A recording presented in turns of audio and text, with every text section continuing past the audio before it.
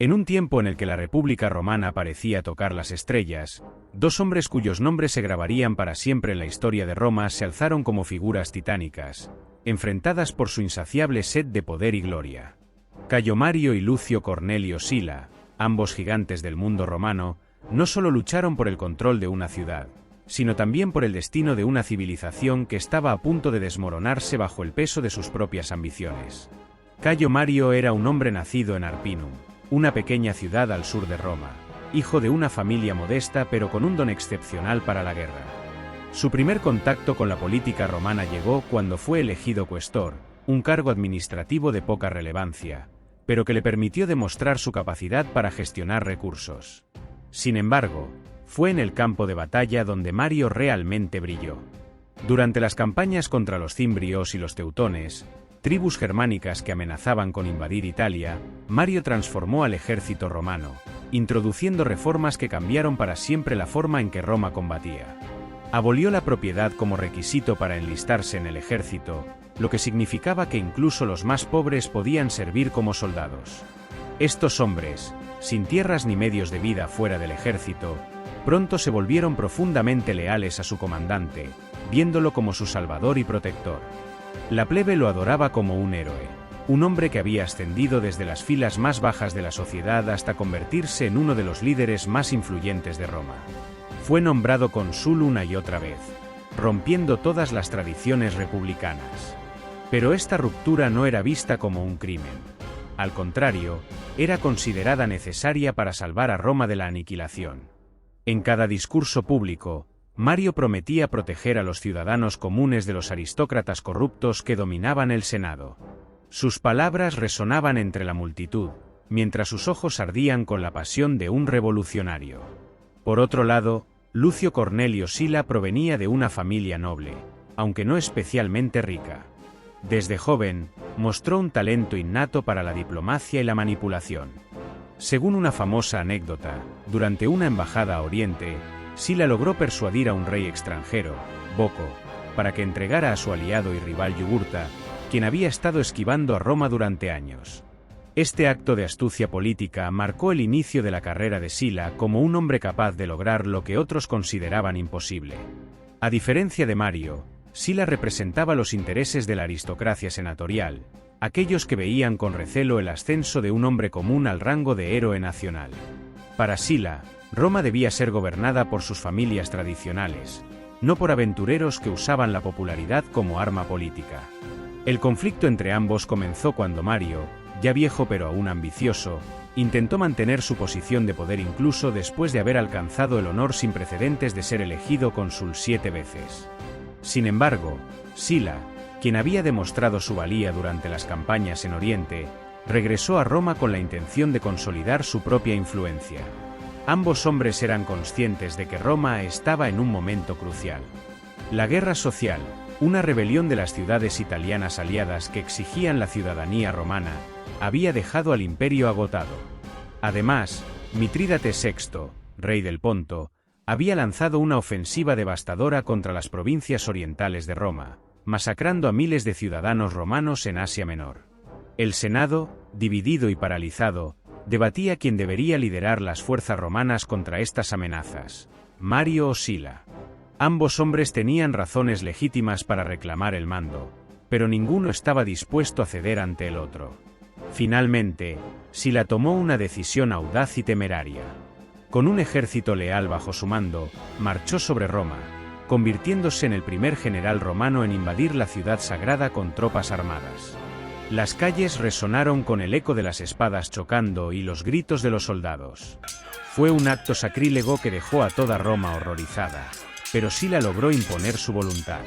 Proclamó a Mario traidor y exilió a sus seguidores, asegurándose así el control del Senado y el liderazgo de la campaña contra Mitrídates. Pero Mario no se rendiría tan fácilmente. Huyendo hacia África, reunió un ejército de mercenarios y desertores, construyendo poco a poco una fuerza capaz de desafiar a Sila. Según cuentan las leyendas, Mario vivió días oscuros en su exilio, refugiándose en pequeños puertos y evitando a sus perseguidores.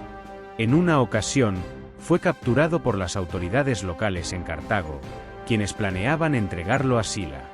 Pero Mario, con una voz profunda y desafiante, pronunció unas palabras que han pasado a la historia: no maten a un hombre que ha sido cónsul 7 veces. Impresionados por su majestuosidad, sus captores decidieron liberarlo. Regresó a Italia como un fantasma vengativo, trayendo consigo una furia implacable. En colaboración con Cayo Mario el Joven, su hijo, lanzó una ofensiva relámpago que capturó Roma de nuevo. Esta vez, fue el turno de Sila de huir, mientras Mario instauraba un régimen de terror que llenó las plazas de cadáveres de sus enemigos. Los partidarios de Sila fueron cazados sin piedad, y muchos optaron por suicidarse antes que enfrentar el juicio de Mario. Entre ellos estaba Publio Licinio Craso, un rico aristócrata que, al ver que sus amigos lo abandonaban, eligió morir envenenado antes que caer en manos de sus enemigos. Los meses siguientes fueron un caos absoluto. Ejecuciones masivas, purgas políticas y batallas campales se convirtieron en el pan de cada día en Italia. Los partidarios de Mario y Sila luchaban con una ferocidad desesperada, sabiendo que la derrota significaría no solo la pérdida del poder, sino también la muerte. Y en medio de todo esto, Roma parecía una ciudad condenada, incapaz de escapar del ciclo de violencia que sus propios hijos habían desatado. Finalmente, Sila regresó de Oriente tras derrotar a Mitrídates, trayendo consigo una experiencia militar renovada y un ejército endurecido por años de guerra. Su avance hacia Roma fue metódico y brutal, eliminando a todos aquellos que osaran interponerse en su camino.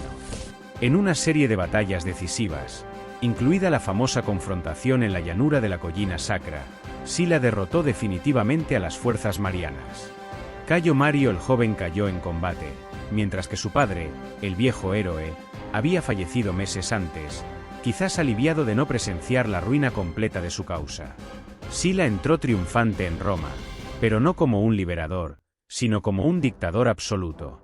Impuso su autoridad con mano de hierro, estableciendo una lista de proscripciones que condenó a muerte a miles de sus oponentes. Entre los proscritos estaba Quinto Sertorio, un brillante estratega que más tarde llevaría a cabo una resistencia épica en Hispania contra el régimen de Sila. Según se dice, algunas de las proscripciones fueron redactadas por Sila mismo, mientras disfrutaba de banquetes extravagantes en su residencia, rodeado de cortesanos y aduladores. Sin embargo, Sila no buscaba solo venganza, también deseaba reformar el sistema político roto de Roma. Redactó nuevas leyes destinadas a fortalecer el poder del Senado y limitar el alcance de los magistrados populares, esperando devolver estabilidad a la República.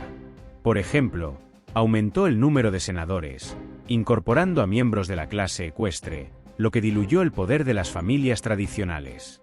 También restauró la autoridad del Senado sobre los gobernadores provinciales, reduciendo así el riesgo de futuros levantamientos militares. Pero incluso en el apogeo de su poder, Sila mostró un gesto extraño de modestia. Después de consolidar sus reformas, renunció voluntariamente a su dictadura y se retiró a una vida privada en su villa campestre.